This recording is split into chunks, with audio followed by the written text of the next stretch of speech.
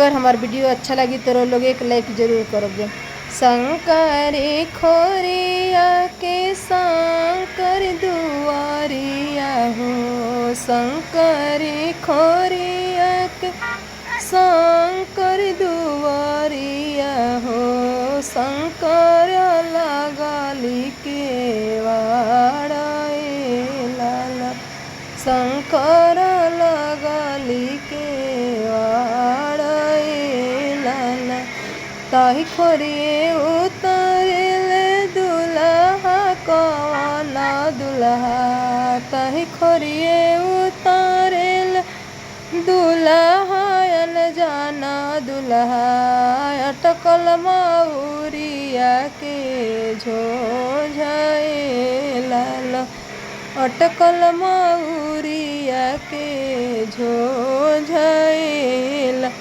तनिए सदियर देखावे कौनी सुहावा, तनिए सदियर देखावे कौनी सुहावा, अटकल मऊरिया के झोझाए लाला, अटकल कैसे के दिया देखाई कौन दुल्हा, जे बड़े पापा जी हाँ मारे लाला।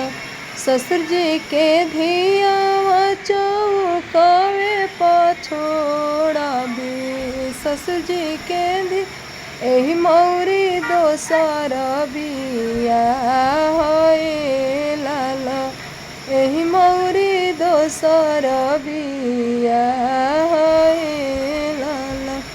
अतना बचन जब सुनाली कवनी सुहावा, धैली हली घोड़ा के लगाम लाला, धैली हली घोड़ा के लगाम लाला।